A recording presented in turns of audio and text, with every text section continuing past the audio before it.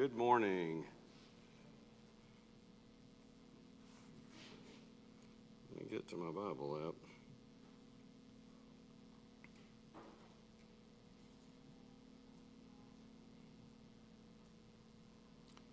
All right, we are studying in Ecclesiastes, not 1 Peter 3.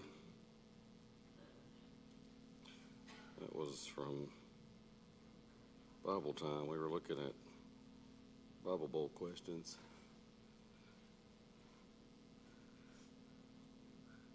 All right, we're in Ecclesiastes 6, is where we left off.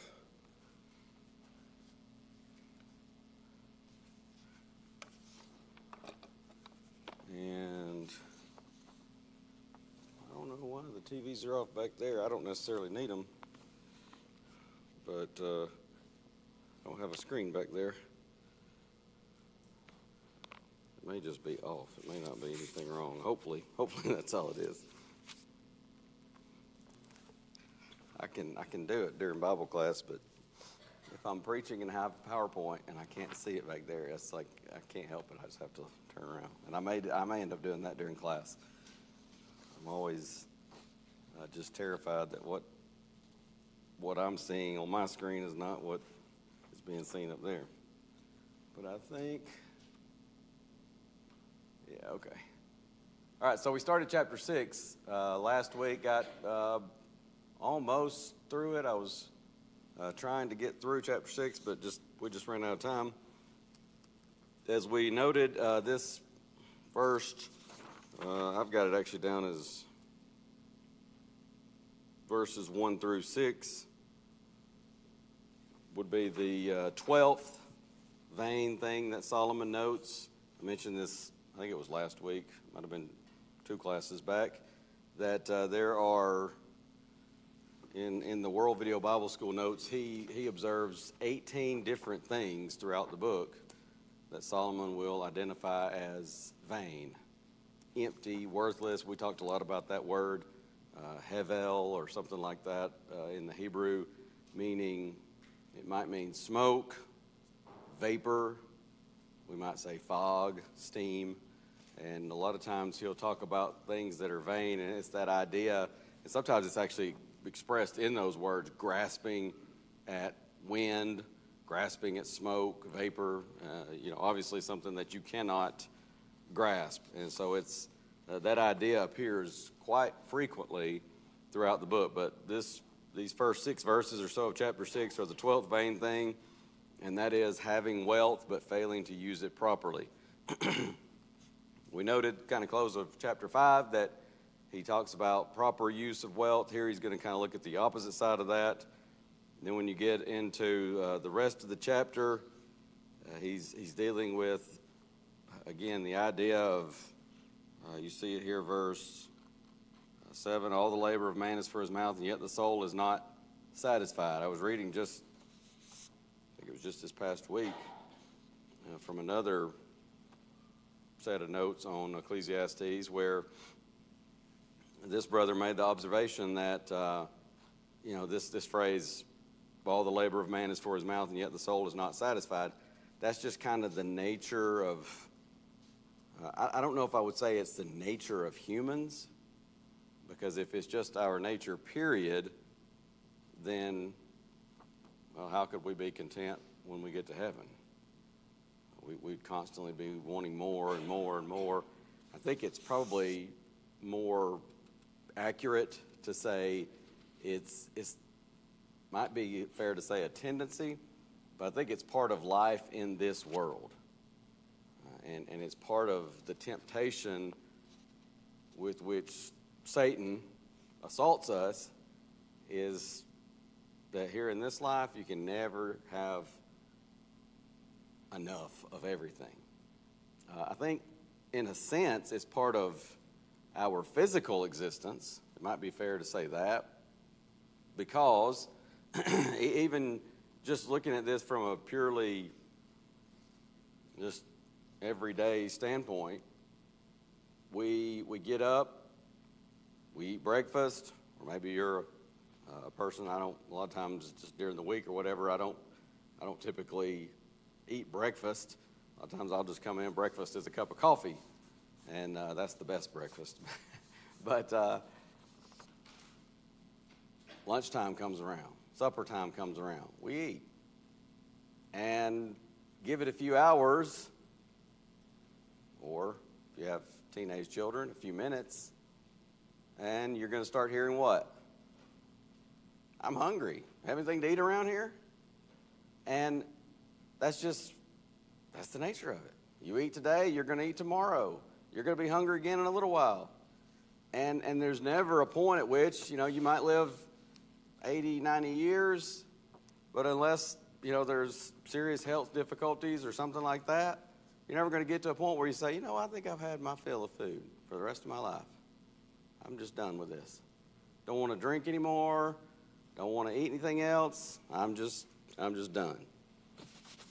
Somebody asked, is my mic working? Am I coming across?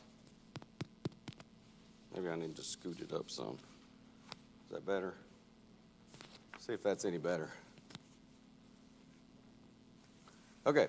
But that's just, at least from the standpoint of earthly existence, that's just how it is. And so that's kind of the idea there, verse 7. Then he goes on, we talked about 8 and 9, and what more has the wise man than the fool? What does the poor man have? Who knows how to walk before the living? And the answer is nothing without God. Because without God, there's no advantage to either one. If we misuse our blessings, we're no better off, no different than any old regular fool or poor person. And then verse 9 is where we left off. Better is the sight of the eyes than the wandering of desire. This also is vanity and grasping for the wind. Again, that tendency not to be satisfied. And in the sense of, we use the illustration of food and drink. That's how God made the human body. It has that insatiable desire, but it's not even just a desire for desire's sake. It's to keep the body functioning. You don't eat, you die. We can go, we talk about fasting, and you can go a period of time without eating, but if you just stop eating, you're going to die. If you stop taking in water, you will die. In fact, much quicker than fasting. You can fast, but you can't fast from water, at least not for very long at all. I don't know, it's been years ago, I saw this, talking about how long the human body can go without food. And it's actually quite a long time. Of course, Jesus fasted 40 days, and that is, we don't know. That might have been there might have been some miraculous to that, but it doesn't seem to be. It's been shown that you can go that long on a fast. Now, at that point, the body gets to a pretty critical state. It's not something you'd want to do regularly. You wouldn't want to do it very often at all.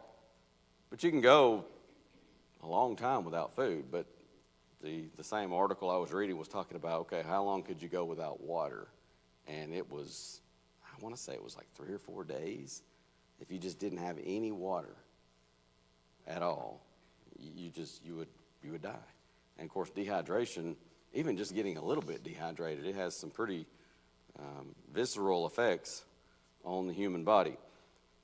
But the idea here, again, the human body is designed, it has to have that to function. And so it's not the same as desire for desire's sake, such as with wealth or with fame or pleasure or things like that. And that's kind of the, I don't know if clarification is the way I would put it for verse 9, but he's saying sometimes we just need to be content with what's right here instead of having eyes that wander. And, I've got a nice house. And I'm blessed. I've got a roof over my head. I've got shelter when it's cold. I've got heat when it's too hot outside. I've got AC. But sometimes the eyes start to wander, and I see something somebody else has. And I'm like, I remember years ago, there was a brother up in Chattanooga that was telling us they had built a house. And he did the tile in his bathroom. And when he laid the tile, he installed, and I can't remember, he might have been telling us saying it didn't work, but I think he said it did work. He put wire, I think, under the tile. Anybody ever heard of this? Is this possible? Okay. So so that when he got up in the middle of the night, on a cold night, barefoot, and he stepped onto the tile to go to the bathroom, it would be warm. And, you know, my first thought was, ooh, I like that. That sounds pretty good, you know, fancy. But I'm sitting here thinking, you know, later on, I got a house. There are people that they may not even have working heat in their house. When I lived in Memphis, there was sometimes I get in a hurry and I'm telling this story and I have to watch how I tell it to people, because I'll talk about when I was in preacher school. Sometimes I just get telling it. When I was in preacher school, I lived with this lady. I did, but she was a widow. And it was her way of supporting a preaching student. She had a house with a separate entrance, and it was kind of like a whole other wing of the house. It was actually an old, like, doctor's office or something that had been converted into a house. And her way of supporting a preaching student was she would give that whole wing of the house to a student and live there rent-free. You didn't pay power, water, nothing. And so that was kind of her way of, she could support a student because she had that house paid for and she was on a fixed income, but that was something she could do, and so she did. But she went into the hospital for a surgery, and she was in the hospital for a while after the surgery. She came home and literally was just a week or two. I remember because she was talking to my mom a lot on the phone. My mom's a retired nurse, still nursing at that time. And my mom kept telling her, you know, Miss Janelle, I don't think this sounds right. I think you need to go back to your doctor. And so she did, and the doctor said, well, you know, you're not just a spring chicken anymore. You're not going to recover like you would when you were 30 or 40 years old. And, well, my mom kept telling her, I realize that, Miss Janelle, but this just doesn't seem right. Well, lo and behold, it was a week or so. I'd have been a couple of weeks. And she poked her head in my little office area one night, and she said, hey, just want to let you know, Brother Embry and his wife are coming to pick me up. They're going to take me to the ER. I'm still just not getting better, and I'm really hurting. And so she never came home after that. She ended up, they had, sure enough, something had gone wrong, and she passed away. But she was a faithful Christian. But he left me in that house, and it was a few months before the family decided, okay, hey, we need to clean out the house and all that, and so I had to move. But the heat went out. And, you know, Memphis, Tennessee is not exactly like you're living in Minnesota, but it was January, and it got pretty chilly in there. So, I was thinking about the brother that had the heated tiles in his bathroom, and then sometime later on, something got me thinking about living at Sister Janelle's house and not having heat at all. And I was like, you know what, I'm fine with cold tiles. I'm just thankful to have heat. But it's easy to get our eyes wandering in any area. Sometimes, you know, I mentioned this last week, sometimes a married man or a married woman, eyes can start to roam instead of seeing what's right in front of us. When you got somebody that loves you, they're committed to you, they want to help you to do what's right, help you to go to heaven, and we can start getting those wandering eyes if we're not careful. We can do that in so many areas. By the way, preachers can do this. I've seen, sometimes I've talked to brethren and preaching friends, maybe former classmates, and talked to them, and man, they just talking about this is going wrong, that's going wrong, and their eyes start to wander. Maybe there's something better out there. And it may not even be necessarily problems in the congregation. It may just be that sometimes it can just be greed, right? Maybe you start thinking, well, you know, this is a little congregation. Maybe I should find me a bigger one, make more money, be more well-known, preach to more people, or whatever, you know, the reasons might be. But that can happen to anybody in any area. And sometimes it happens in a secular job. Sometimes it happens to preachers. It could happen to a congregation. They just start looking around and say, well, you know, maybe we could do better than this. But, you know, sometimes it's just a challenge to see what's right here and to appreciate that. It's not to say you ignore problems. Genuine problems that arise, they got to be dealt with. But, and there's something to be said for contentment.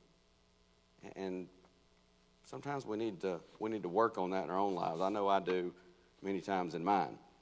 Then, verse 10, he's going to say, whatever one is, he has been named already.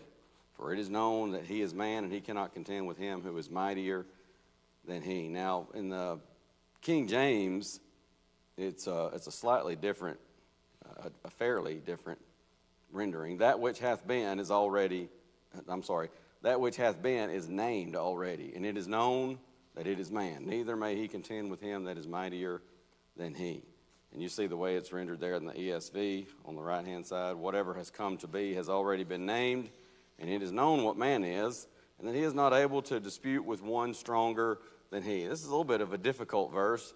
It seems to me what he's saying here is you and I, humans, we cannot contend with God. Some things we just have to learn to accept. And it seems particularly in this context of contentment that he's saying, you're complaining, you're grumbling, murmuring about this, that, or the other. It's not going to change anything. And two different ways of looking at that. It might be that I'm just grumbling, complaining, murmuring, and he's saying it's not going to change anything, so get out there and do something about it, because sometimes we can. But is it not a fact that there are some things you cannot do anything about? They're just, I had it somewhere in my notes. Where is that? I thought I had it right here on this verse, but Paul talks to that in Philippians, where he found contentment. yes, Philippians chapter 4. And I have that in my notes. I was looking for something. Maybe I had seen that earlier in the book, because he's kind of talked about something similar before. But I remember the general thought of it. And what I had in my notes was some things just are what they are. And I can't remember who it was. I feel like it was somebody here that we had this discussion one time. We were talking about,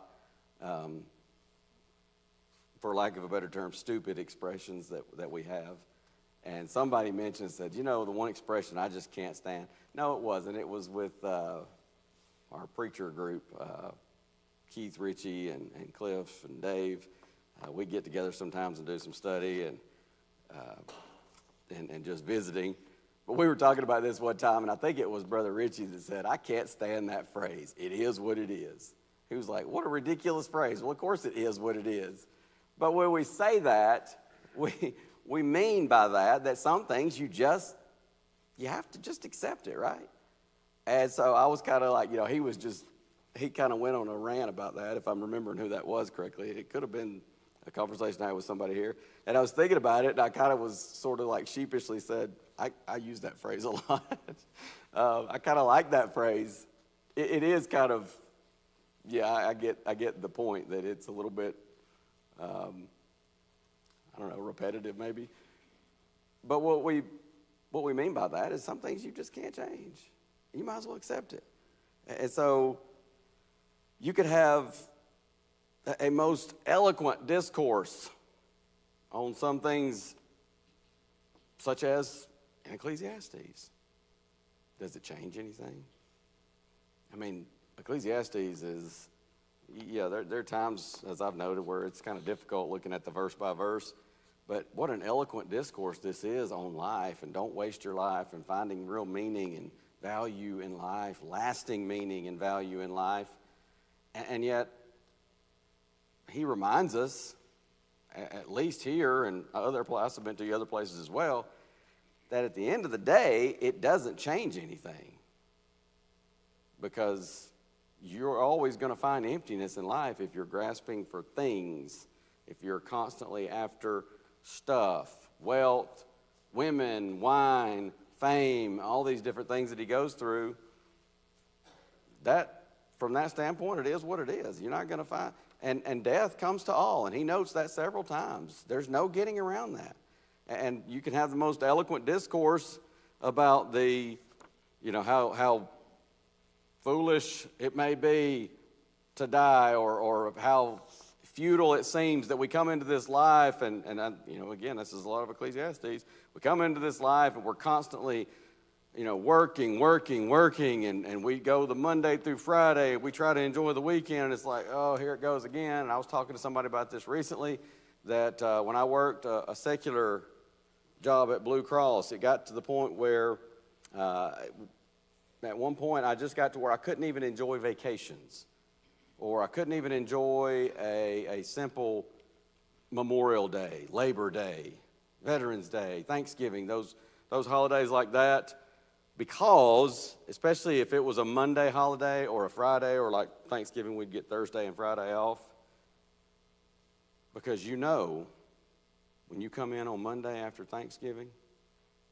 or Tuesday after that Monday holiday, our phones, I worked the phones when I was there.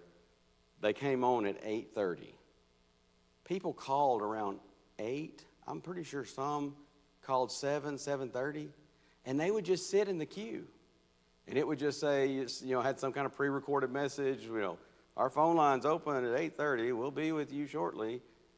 But I'm not kidding you. On those days, you could watch on your computer when the clock hit 8:30. And I did. Some days I'm sitting there and I'm just like, oh. And I'd have that little computer calendar thing pulled up where you could see the exact seconds. And it'd be like, 57, 58, 59. And our phones didn't ring. We're wearing these headsets. You didn't get a ring and you go and answer the phone. It just dropped a call on you. And all you heard was boop, and you got a caller. And so 8:30, you could just hear the beeps go down the line. All the people in my little area, the calls are coming in. And buddy, from that point, it didn't stop. Sometimes if you had to finish your notes, you could hit not ready. It's not like you're logging out, but it's kind of like I need a break. But, they go back and they do quality checks on that. And if you had too much not ready time, you get dinged for that. But sometimes you just have to catch up. And sometimes before I could even hit not ready at the end of a call, another one drops. And so it got to the point where, I can't even enjoy getting together with family on Memorial Day, because I'm just constantly thinking about, oh, man, tomorrow's going to be awful.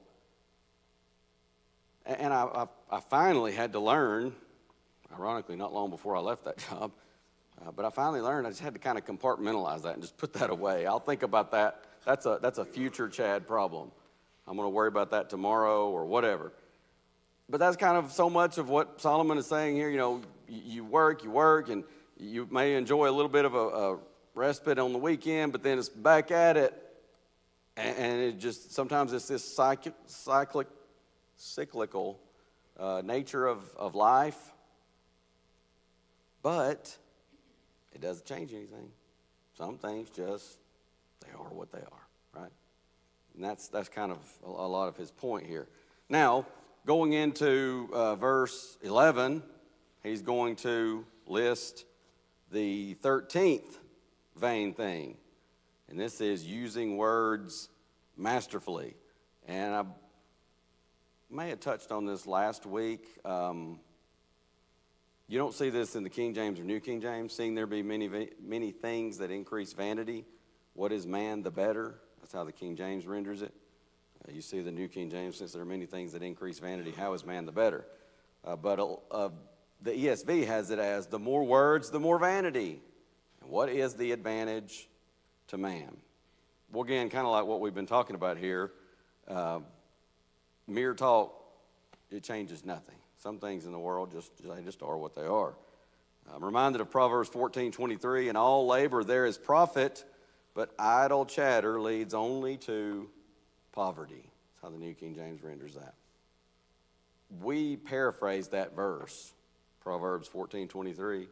We have an expression that we use quite often as a paraphrase of that, but it's a biblical concept.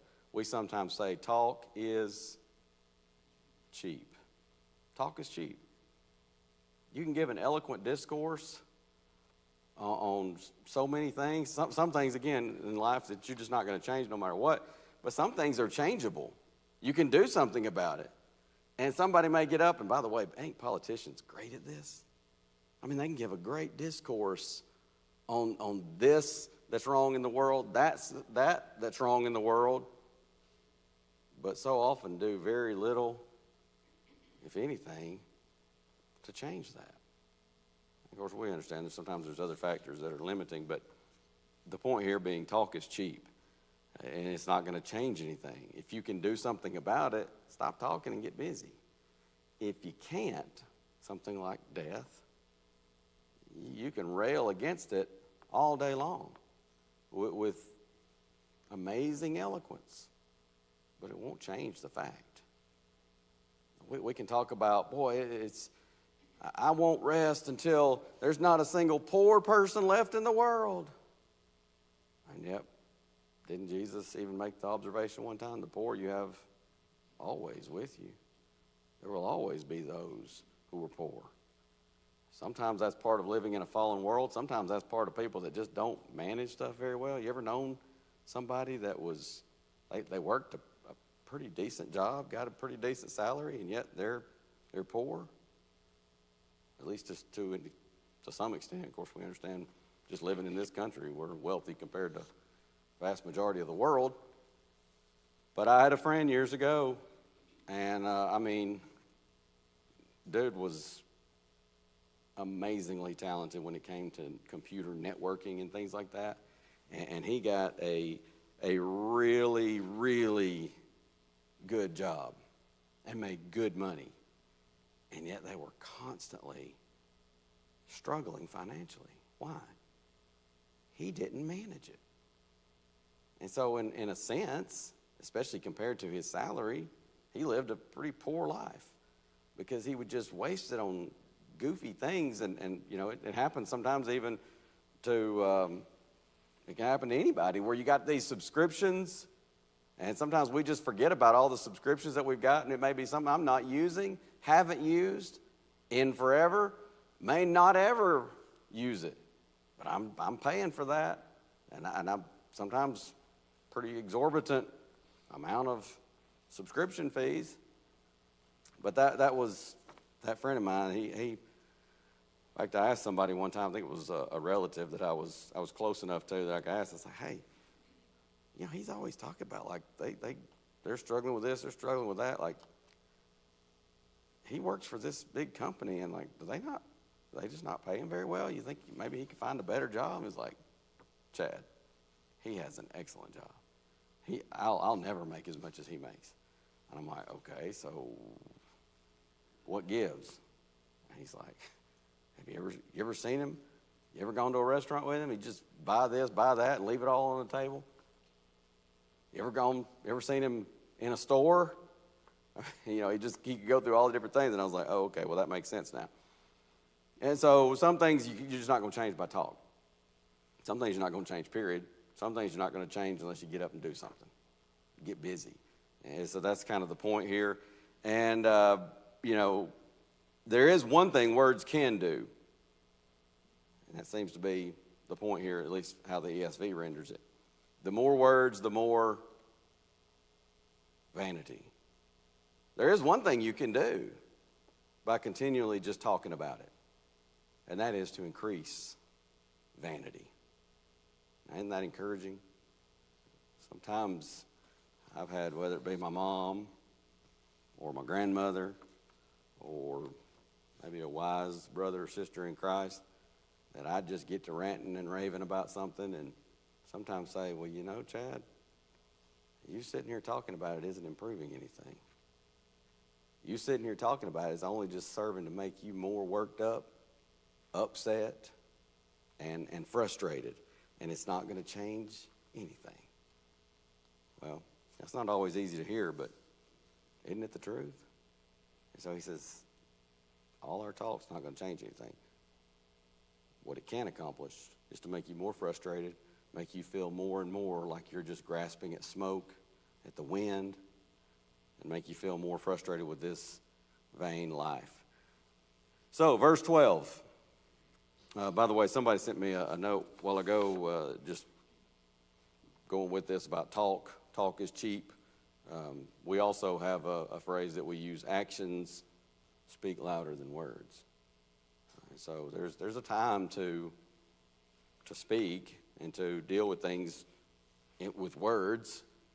God wants us to talk to others about the Lord. God wants us to preach the gospel and so on. But there's a time to get busy as well. And that goes back to chapter 3. Those first, 8 verses or so. There's a time for everything, purpose for every, time for every purpose under heaven. So verse 12, the King James says, "For who knoweth what is good for man in this life, all the days of his vain life, which he spendeth as a shadow? For who can tell a man what shall be after him under the sun?" ESV says, "Who knows what is good for man while he lives the few days of his vain life, which he passes like a shadow? For who can tell man what will be after him under the sun?" And you see the footnote there, just dealing with that. We touched on that Hebrew term, hevel. So he says, what really is of value in life? We have so little time here on this earth when you compare it to the time the earth has been here, but especially when you compare it to eternity. I've heard all kind of different illustrations of eternity and our time on earth compared to eternity.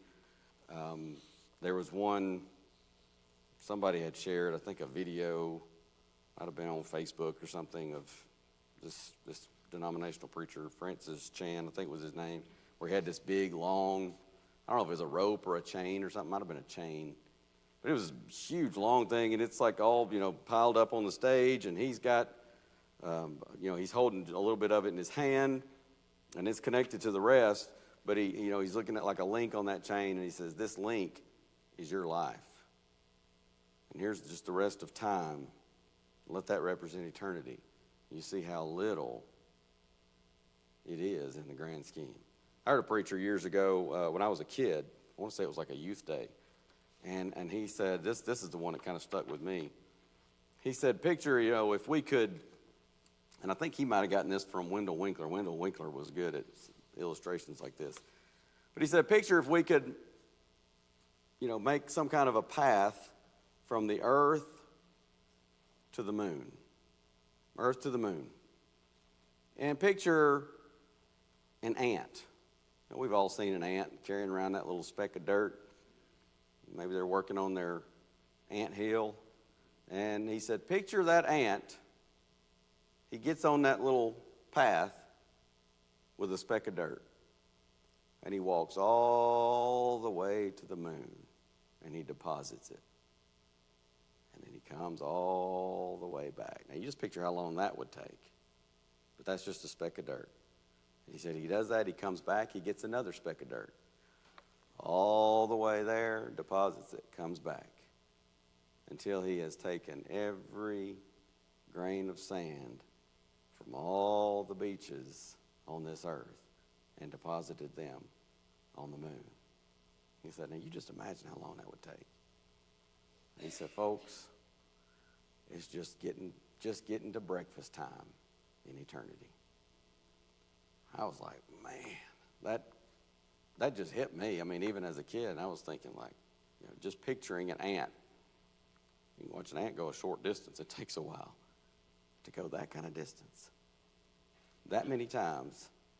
And to think, eternity is just getting started. It's pretty sobering thought when you stop and think about that. His vain life, which he passes like a shadow, Solomon says. Here you see a reference to the brevity of life. What is your life? It is even a vapor that appeareth for a little time and then vanisheth away, James 4:14 says. And so we have so little time. Let's get the most out of it. How do I use my short time here on earth? And this is what Solomon's getting at. And again, he's working toward this conclusion.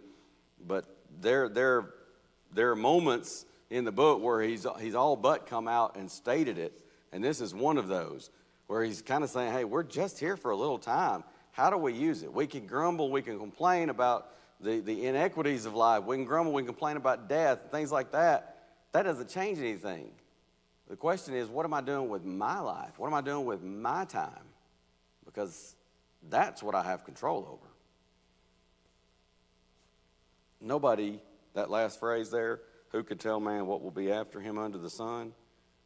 The answer to that is nobody. Nobody has enough wisdom to tell what life's purpose is and what comes after death. Well, no one except the Creator. And we might add to that, as part of the Creator, the second person of the Godhead, Jesus. He came down to this earth as God in the flesh. He created us. He does know the meaning of life. He does know what's after this life.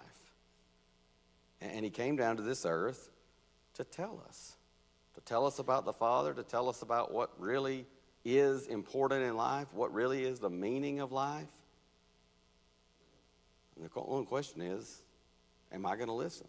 Are you going to listen? Are we going to listen? We're going to listen to Solomon here in Ecclesiastes.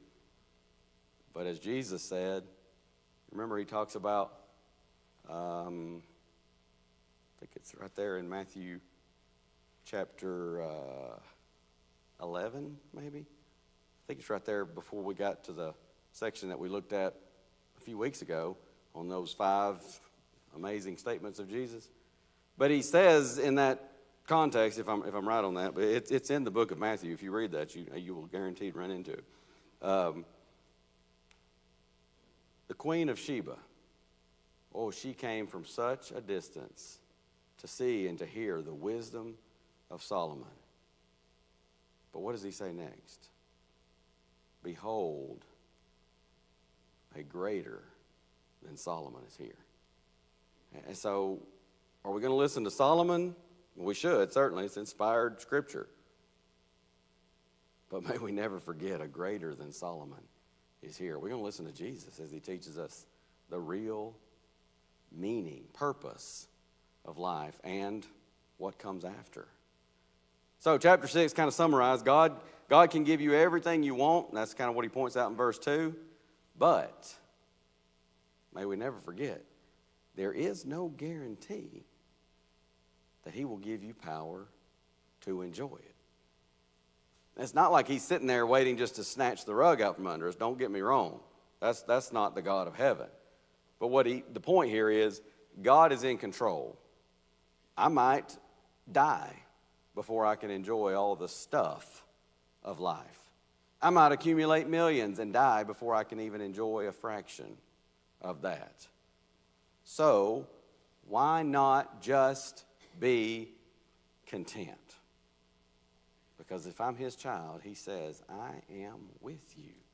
Let your conversation, Hebrews 13:5 begins, Old King James, behavior in other words. Let your conduct or behavior be without covetousness. It's interesting that he ties that with not having a covetous, wandering eyes, in other words. Let your conduct be without covetousness, and be content with such things as you have. Why? Well, he says in verse 6, for he hath said, I will never leave thee nor forsake thee, so that we may boldly say, the Lord is my helper, and I will not fear what man shall do unto me. Why not just be content? God can give us everything we want, but what he's not going to guarantee us is time. And we've talked about this before. Sometimes we get frustrated.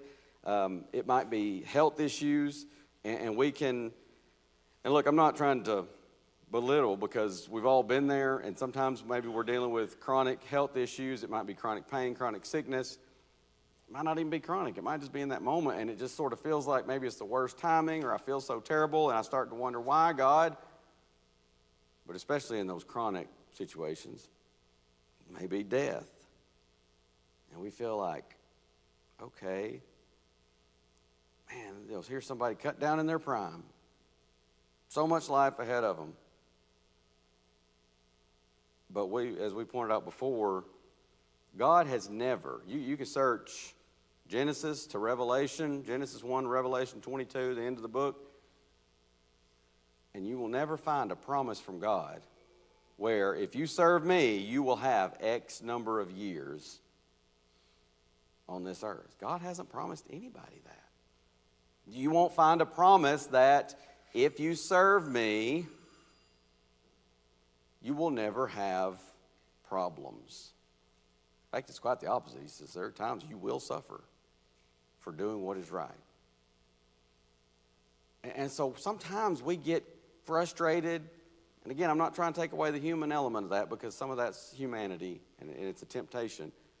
But before we get frustrated and kind of be tempted to shake our fist at God, let's realize he didn't. It's not like God broke a promise. Oh, you promised me if I'd serve you, then I'd be 80, 90 years old before I died. No, he never promised that. You promised me if I serve you, I'd never have problems. I'd never get sick. No, he never promised that. What he has promised is that he's with us. And when we're past this life, then comes the reward. And then comes the promise. No pain, no sickness, no suffering. Then comes the promise. No death. And unending life. But that's not a promise here. That's a promise for the hereafter. May we never forget that. Jimmy mentioned a while ago, Philippians 4. Philippians 4, 11 through 13, Paul says, not that I speak in respect of want, lacking something, in other words.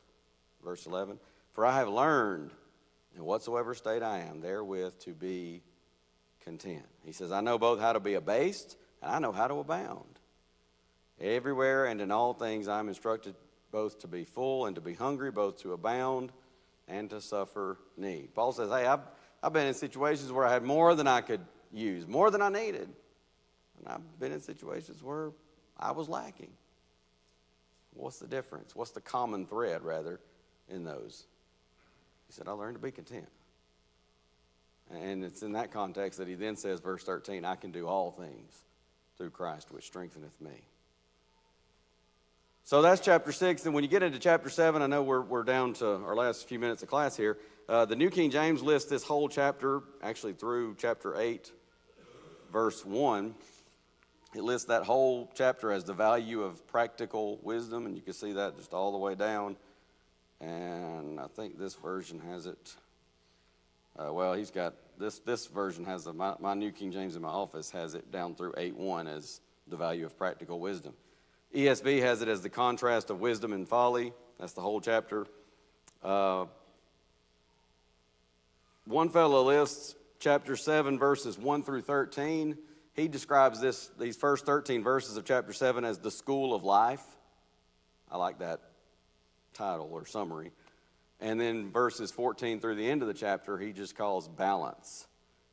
But breaking down that first section, those first 13 verses, here's how he breaks it down. This is Brent Kircheville, if I'm pronouncing that right, from West Palm Beach Church. 7 verse 1, a good name is better. And then chapter 7 verse 1 also, death is better than birth. Chapter 7 verses 2 through 7, death is, I got a typo here. Chapter 7 verses 2 through 7, he's saying grief is better than joy, laughter. Verses 8 and 9, patience is better. Verse 10, the present is better versus the past. Verses 11 through 13, wisdom is better. And so again, he calls that section the school of life. But in chapter 7, he's going to tell us, Solomon that is going to tell us by inspiration about some things in life that are better. And if you count in the New King James and the King James, I didn't count in the ESV, but in these first 10 verses, 7 times he's going to use the word better. And I submit to you, we could almost say 8, because if you look at verse 1, a good name is better than precious ointment, and the day of death than the day of one's birth. The better is implied in that second phrase, that second half of verse 1. So we could say 8 times, really, in these first 10 verses. So he's been trying to determine what we actually gain from all our work, our efforts here on earth. What do we get for all that? What do we pour into this life? What's the advantage? What's the benefit? What's the gain? And so in chapter 7, he's going to show that there are things that are better, more important. And he takes us through the school of life to show us what's better. He says, so you don't have to waste your life, Solomon says, like I wasted so much of mine. And so again, as we close, are we listening? Will we listen to Solomon? Will we listen to the greater than Solomon, Jesus Christ, the Son of God. Thank y'all so much for your time. We'll pick up right in chapter 7, verse 1, and go right into that, God willing, next week.